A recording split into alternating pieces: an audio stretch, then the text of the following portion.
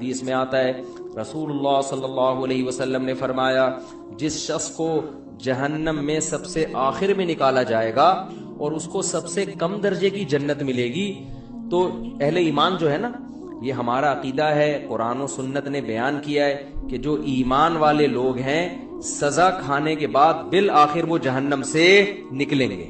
ایمان بہت بڑی نعمت ہے، خوب سمجھ لو۔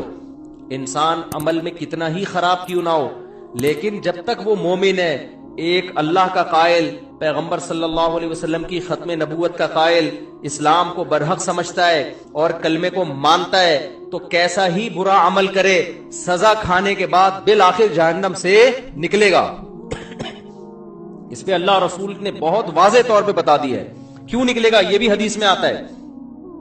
حدیث میں آتا ہے کہ جب گناہگار مسلمان جنہوں نے زنا کیا، نمازیں چھوڑی، شرابیں پی، جب جہنم میں جلیں گے نا طویل عرصے تک، تو کافر ان سے کہے گا کہ تمہارے ایمان نے، تمہارے مسلمان ہونے نے تمہیں کوئی فائدہ نہیں پہنچایا، تم تو ہماری طرح ہی ہو، ہم بھی جل رہے ہیں تم بھی جل رہے ہو، تو ہم تو غیر مسلم تھے تم مسلم ہو، تو تمہارے مسلم ہونے کا شناختی کارڈ میں بس تم نے مسلمان لکھوا لیا تھا، تو فائدہ کیا ہوا؟ تم بھی وہی ہم بھی وہی، تو تم خدا کو مانتے تھے، اس سے تمہیں ملا کیا؟ نبی صلی اللہ علیہ وسلم نے فرمایا جب کافر مسلمان کو یہ طعنہ دے گا اللہ کو غیرت آئے گی، غضب آئے گا، اور اللہ کہے گا یہ کیسے ہو سکتا ہے کہ جو مجھے مانتے تھے، جو میرے حبیب صلی اللہ علیہ وسلم پر اور پیغمبروں پر ایمان رکھتے تھے، جو موسیٰ کو اللہ کا نبی مانتے، عیسیٰ کو اللہ کا نبی مانتے، ابراہیم کو اللہ کا خلیل مانتے، آدم کو اللہ کا نبی مانتے، محمد صلی اللہ علیہ وسلم کو اللہ کا نبی مانتے، قرآن کو میرا کلام مانتے، جو مانتے تھے نماز پڑھنی چاہیے پڑھتے نہیں تھے، جو مانتے تھے شراب نہیں پینی چاہیے پی رہے تھے، لیکن مانتے تھے پینی نہیں چاہیے، اس کو اچھا نہیں قرار دیتے تھے۔ ایمان کسے کہتے ہیں؟ برائی کو برائی سمجھو آپ۔ جو مانتے تھے بھائی نشہ نہیں کرنا چاہیے، کرتے تھے، گناہگار سمجھتے تھے اپنے آپ کو، جو بدنظری کرتے تھے لیکن وہ مانتے تھے کہ یہ اچھا کام نہیں ہے۔ کافر کسے کہتے ہیں پتہ ہے؟ برائی کرتا ہے اور کہتا ہے اس میں حرج کیا ہے، اس کو کافر کہتے ہیں۔ شراب پیتا ہے، بولتا ہے بھائی میں پیتا ہوں، تیرے کو کیا تکلیف ہے؟ پیتا ہوں تو کیا ہے، اس میں کیا خرابی ہے؟ یہ تو مولویوں نے بولا ہوا ہے کہ نہیں پیو نہیں پیو، اسے کیا کہتے ہیں؟ یہ مسلمان ہے کافر ہے؟ بول لو نا یار، کیا ہو گیا یار؟ گناہ کو حلال سمجھ کے کرنا، گناہ کو برا سمجھ کے نہ کرنا، یہ عمل کیا کہلاتا ہے؟ کفر۔ ماں باپ کو اولڈ ہاؤس میں جمع کرا دیا، جیسے ہوتا ہے باہر ملکوں میں، بوڑھا ہو گیا ابا چل بھائی تو عیدی سینٹر میں جا یار، ان سے بولو یار یہ غلط ہے نہیں کرو، تو کہہ رہے ہیں کیا اس میں یار، وہاں زیادہ اچھی کیئر ہو رہی ہے اس کی، تو اس میں کیا ہے؟ باپ سے بدتمیزی سے بات کر رہا ہے، اسے بولو بھائی، آج کسی کو بولو، کہہ رہے کیا ہے میرا باپ ہے تجھے کیا تکلیف ہے؟ اس کا مطلب یہ برائی کو کیا کر رہا ہے؟ اچھا سمجھ کے کر رہا ہے۔ اور ایک وہ ہوتا ہے کہ اس کو کافر کہتے ہیں، ایک وہ ہوتا ہے جب آپ ہندوؤں میں بیان کرو کہ گرل فرینڈ مت بناؤ، کہنے کیوں نہیں بنایا بھائی، کیا ہے گرل فرینڈ میں کیا خرابی ہے؟ تو برائی کو وہ کیا سمجھ رہے ہیں؟ اس کو برائی نہیں سمجھتے۔ مسلمان نے گرل فرینڈ رکھی ہوئی ہے، اس کو بولیں گے بھائی یہ حرام ہے، تو اس کو تھوڑا سا ندامت کا احساس ہوگا، یار کام میں کیا کر رہا ہوں غلط۔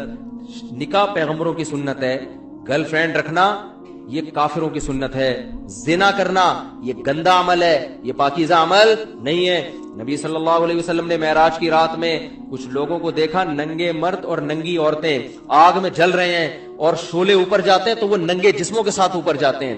آپ نے جبریل سے پوچھا یہ کون لوگ ہیں؟ تو جبریل نے کہا یہ آپ کی امت کے زنا کرنے والے مرد اور زنا کرنے والی عورتیں، دونوں کو برہنہ کر کے اللہ نے ایک ساتھ آگ میں پھینک دیا ہے۔ جس عورت کے ساتھ زنا کیا اس عورت کو بھی اسی آگ میں برہنہ کر کے، اور جس نے زنا کیا اس کو بھی اللہ اسی آگ میں ڈالے گا، زنا جس نے زنا کیا۔ سمجھ رہے ہو کہ نہیں سمجھ رہے؟ تو مسلمان گناہ کرتا ہے لیکن اس کو ندامت کہ غلط کر رہا ہوں میں، تو اس گناہ کی سزا یہ اس کو ملے گی۔ لیکن اگر توبہ نہ کی، اس نے توبہ کر لی تو اللہ معاف کرنے والا ہے۔ توبہ کیے بغیر، سچی توبہ کیے بغیر اگر چلا گیا دنیا سے، تو قرآن نے جو اصول اور ضابطہ بیان کیا اس کو سزا ملے گی۔ اب یہ بھی اسی آگ میں جلے گا، کافر بھی جلے گا۔ تو حدیث میں آتا ہے کافر ایک دن اس کو طعنہ دے گا اور کہے گا کہ تمہیں تمہارے ایمان نے کوئی فائدہ نہیں پہنچایا، تم اللہ کو مانتے تھے، ہم پتھروں کے بنے ہوئے بتوں کو مانتے تھے، تو کیا فائدہ ہوا؟ تم بھی ہماری طرح جل رہے ہو اور ہم بھی تمہاری طرح۔ تو اللہ کو غضب آئے گا، اللہ کو غیرت آئے گی کہ میرے ماننے والے جو برائی کو برائی سمجھا کرتے تھے اور مجھ سے توبہ استغفار کیا کرتے تھے، ان کو میں کیسے ان لوگوں کے برابر چھوڑ دوں جو میرا انکار کیا کرتے تھے۔ حدیث میں آتا ہے اللہ تعالیٰ فرشتوں سے کہیں گے کہ جس نے زندگی میں کبھی کوئی نیکی کی ہو اس کو جہنم سے نکال دو. بہت بڑی تعداد جہنم سے نکلے گی. پھر اللہ کہیں گے اب ایسا کرو, سفارشیں شروع ہوں گی. سفارشیں پیغمبر صلی اللہ علیہ وسلم شفاعت کریں گے. اللہ نبی صلی اللہ علیہ وسلم کی شفاعت کی برکت سے بہت سارے مسلمانوں کو جہنم سے نکالیں گے. پھر رشتہ دار سفارش کریں گے. آپ کا کوئی بیٹا عالم ہو, حافظ ہو, شہید ہے, کوئی آپ کا دوست ہے, جیسے دنیا میں یاد کرتے ہیں نا, نادرا کی لائن میں لگے ہوئے, اندر کوئی تعلق والا نظر آ گیا, آنکھ ماری یار, وہ آ جاتا ہے, وہ بھی آنکھ مارتا ہے. ہمارے ایک دوست تھے اتنے چھوٹے سے نا, وہ پاسپورٹ کی لائن میں کھڑے ہوئے تھے. ہم نے ان سے پوچھا یار کوئی آپ کے ساتھ دلچسپ واقعہ ہوا ہو؟ ان کا قد بیچاروں کا بہت چھوٹا, پاسپورٹ کی لائن میں کھڑے ہوئے تھے. تو ہم نے کہا کوئی واقعہ کہہ رہے ہیں, میں پاسپورٹ کی لائن میں کھڑا ہوا ہوں, مجھے بلا ہی نہیں رہا ہوں. تو میں نے کہا یار اتنے لوگ مجھ سے پہلے چلے گئے, مجھے تو بلا, کہہ رہے بھائی تو کھڑا ہوگا تو تجھے بلاؤں گا نا, تو بیٹھا ہوا کیوں ہے؟ سمجھ آ رہی؟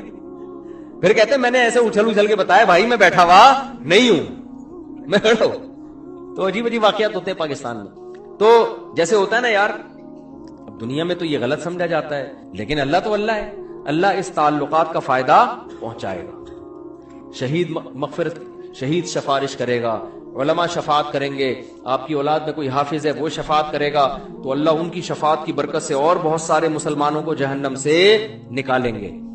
سمجھتے ہو گے نہیں سمجھتے؟ پھر اللہ تعالیٰ فرشتوں سے پوچھے گا اب بتاؤ کتنے لوگ ہیں؟ فرشتے کہیں گے اللہ ابھی بھی بہت سارے لوگ ہیں. اللہ فرشتوں سے کہے گا اب کوئی کسی کی سفارش کرنے والا ہے؟ فرشتے کہیں گے اللہ کوئی سفارش کرنے والا نہیں ہے. سب کے جتنے ریلیٹو تھے سب نے نکال لی. اب یہ وہ لوگ پڑے ہوئے جن کا کوئی ریلیٹو بھی انسان کا بچہ, اپنے الفاظ میں کہہ رہا ہوں میں, کوئی حافظ عالم کوئی بزرگ کوئی ہے ہی نہیں, سارے وہی جو برے ماحول میں سب دائیں بائیں برے لوگ ہی تھے. تو اللہ جواب میں کیا کہیں گے, هل يبقى الا الرحمن, کہ رحمان تو باقی ہے نا. جب پیغمبر کو اپنی امت پہ ترس آ سکتا ہے, دوستوں کو دوستوں پہ ترس آ سکتا ہے, اولاد کو ماں باپ پہ, ماں باپ کو اولاد پہ, شوہر کو بیوی پہ, بیوی کو شوہر پہ ترس آ سکتا ہے, اور مجھ سے سفارش کر کے نکلوا رہے ہیں, تو میرا بھی تو اپنی بندوں سے خالق اور مخلوق کا تعلق ہے, تو میں بھی تو نکالوں گا نا. تو اب کوئی سفارش کرنے والا نہیں ہے. تو من کان فی قلبہ مثقال حبۃ من خردل من ایمان, جس کے دل میں رائی کے دانے کے برابر بھی ایمان ہے, اللہ فرشتوں سے کہیں گے اس کو بھی نکال کے لے آؤ, اس کو بھی نکال کے. ایمان کا مطلب پہلے سمجھ گئے؟ جو گناہ کرتا ہے اور فخر کرتا ہے وہ ایمان والا نہیں ہے, وہ ایمان والا نہیں ہے اللہ کی نظر میں, وہ تو کافر ہے. تو حدیث میں آتا ہے, بہت اہم حدیث ہے, خوب غور سے سنیں. اللہ ایک ایک وہ جو ہے نا فرشتہ پھر نکالنا شروع کرے گا, یہاں تک کہ جو سب سے آخر میں جہنم سے نکلے گا وہ سب سے بدبخت ترین انسان ہوگا کہ نہیں ہوگا؟ سب سے زیادہ اس کے اعمال کالے تھے, صرف ایک ایمان کی دولت لے کر گیا وہ. تو نبی صلی اللہ علیہ وسلم نے فرمایا کہ جب اللہ تعالیٰ اس کو نکالیں گے, اس حدیث کے راوی ہے عبداللہ ابن مسعود رضی اللہ تعالیٰ عنہ. حضرت عبداللہ بن مسعود کا حلقہ کوفہ میں لگا ہوا ہے, شاگرد بیٹھے ہوئے, حضرت عبداللہ بن مسعود ان کو یہ حدیث سنا رہے ہیں کہ اللہ تعالیٰ جب اس کو آخری فرد کو نکالیں گے نا, سب سے لاسٹ میں نکلے گا وہ, پتہ نہیں کیا ہوگا وہ, آپ خود سوچ لو, سب سے آخر میں نکلے گا وہ, تو وہ کہے گا کہ میرا رخ اس جہنم سے پھیر دیا جائے. اس سے نفرت ہوگی آگ سے, اللہ اس کا رخ پھیریں گے. پھر اللہ اس سے کہیں گے بتا تو کیا چاہتا ہے, بتا تو کیا چاہتا ہے. حدیث میں آتا ہے کہ جس طرف رخ کرے گا نا اس طرف جنت ہوگی. تو وہ اللہ سے کہے گا کہ اے اللہ, یہ جو اتنی خوشنما جنت جس کے بارے میں قرآن کہتا ہے ما لا عین رأت ولا اذن سمعت ولا خطر علی قلب بشر, ایسی نعمتیں میں نے اپنے بندوں کے لیے تیار کر کے رکھی ہیں جو نہ کسی آنکھ نے دیکھی, نہ ان کی حقیقت کسی کان نے سنی, نہ ان کا تصور کبھی کسی دل میں گزرا ہے. آپ عیاشی کا تصور کرو نا, آپ کا تصور جہاں جا کے ختم ہوگا نا, جنت اس سے بھی اوپر کی چیز ہے. حدیث میں آتا ہے عبداللہ بن مسعود رضی اللہ تعالیٰ عنہ فرماتے ہیں کہ جو سب سے آخر میں جہنم سے نکلے گا, اللہ اس سے پوچھیں گے بتا کیا چاہتا ہے. وہ کہے گا اے اللہ, یہ جو جنت کی ہوائیں آ رہی ہیں بس اس کے قریب تھوڑا سا مجھے لے جا, مجھے تیرے جلال کی قسم اس کے علاوہ تجھ سے میں کچھ بھی نہیں مانگوں گا. اللہ کہیں گے وعدہ کر, حدیث کا مفہوم اپنے الفاظ میں پیش کر رہا ہوں کہ مزید کچھ نہیں مانگنا. کہے گا کچھ بھی نہیں مانگوں گا. اس کو اتنی حسین جنت نظر آئے گی نا, وہ کہے گا بس اس کے قریب بھی پہنچ جائے نا وہ بہت ہے میرے لیے. جب قریب جائے گا تو اور جنت کی خوشبوئیں اور ہوائیں آنا شروع, تو تھوڑی دیر میں برداشت سے باہر ہو جائے گا معاملہ. پھر وہ اللہ سے کہے گا اے اللہ یہ جو دروازہ ہے نا جنت کا بس یہاں تک پہنچا دے. اللہ کہے گا تو نے مجھ سے وعدہ کیا تھا مزید کچھ نہیں مانگوں گا. کہے گا اللہ میں نے وعدہ تو کیا تھا بس یہ میرا سچی مچی کا وعدہ ہے, یہاں تک پہنچا دے, اس کے بعد میں تجھ سے کچھ بھی نہیں. غالباً حدیث میں آتا ہے ایک درخت اللہ جنت کا لگائیں گے باہر, درخت ہوگا جنت کا, کہے گا اس درخت میں پہنچا دے, اتنا حسین خوبصورت درخت ہوگا وہ. حدیث میں آتا ہے اللہ یہ بات جانتے ہوں گے کہ یہ معذور ہے, حالانکہ اللہ سے معاہدہ کر کے توڑنا کتنا بڑا جرم ہے نا, لیکن اللہ کو پتا ہوگا میں نے اتنا حسین درخت جنت کے قریب لگایا ہے کہ یہ شخص کوئی بھی ہوتا نا, کتنا نیک سے نیک آدمی ہوتا جس نے زندگی میں کبھی معاہدہ نہیں توڑا, آج وہ بھی معاہدہ توڑ دیتا. اس میں اٹریکشن اتنی ہے. تو ایک درخت جب وہ وہاں پہنچے گا اب جنت کے بالکل قریب ہو گیا, اب وہاں سے جنت کی ہوائیں آ رہی ہیں, مشک و عنبر کی ہوائیں آ رہی ہیں. وہ کہے گا تھوڑی دیر تو برداشت کرے گا, اس کے بعد کہے گا اے اللہ بس تو مجھے اس کے دروازے تک پہنچا دے, میرا پکا اور سچا وعدہ, اس کے بعد میں تجھ سے کچھ بھی نہیں مانگوں. اللہ کہیں گے تو نے تو وعدہ کیا تھا مجھ سے. وہ کہے گا مجھے اچھی طرح یاد ہے میں نے وعدہ کیا تھا. وعدہ خلافی کرنا بہت بڑا گناہ ہے اور اللہ سے وعدہ کر کے جھوٹ بولنا تو بہت بڑا گناہ ہے.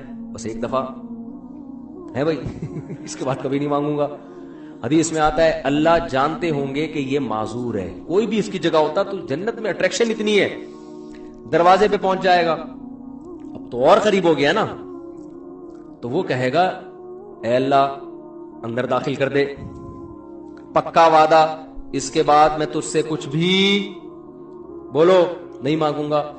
اللہ کہے گا تو نے وعدہ کیا تھا, کہے گا وعدہ کیا تھا, اب میں بالکل سچی مچی کا وعدہ کر رہا ہوں, بالکل پکا ڈھکا وعدہ کر رہا ہوں, اس کے بعد کچھ نہیں مانگوں گا. حدیث کا آخر میں الفاظ یہ ہیں کہ جب اللہ اس کو جنت میں داخل کر دے گا نا, تو وہ جب اندر جا کے دیکھے گا او بھئی ایسے دودھ کی نہریں, شراب کی نہریں, ہورے, کراچی کے لونڈے لپاڑوں کو تو ایک ہوری دکھا دو نا کافی ہے ان کے لیے. اور یہ تم گٹکے کھا رہے ہو نا, ہور تو دور کی بات, دنیا کی عورتوں کے قابل نہیں بچو گے تم. یہ بیڑا غرق کر دیتا ہے یہ گٹکا. ہمارے ایک دوست بہت سگریٹ پیتے تھے, شادی نہیں کرتے تھے. میں نے کہا یار اب شادی کیوں نہیں کرے گا, نا دھواں نکلے گا اور کچھ بھی نہیں بچا میرے اندر. وہ بالکل نا ہڈیوں کا ڈھانچہ بن گئے, کہہ رہے اب دھواں ہی رہ گیا. تو یہ گٹکے ہی نہ ہو, تھوڑا صحت بناؤ یار, سمجھ رہے ہو, کچھ صحت بناؤ. تو اس گٹکے کے ساتھ ہور ملے گی بھی کیسے تمہیں؟ ہور خود کو انکار کر دے گی اللہ اس کے نیک عمل کی وجہ سے میں اس کو مل رہی ہوں, میں نے کون سا گناہ کیا تھا تو مجھے اس کے حوالے کر رہا ہے, کیا خیال ہے؟ تو پہلے گٹکے والوں کو تیزاب سے کلیاں کروائی جائیں گی, اور تیزاب جنت میں نہیں ہوگا. تیزاب کے لیے جہنم میں نہ جانا پڑے کہیں, خدا نخواستہ.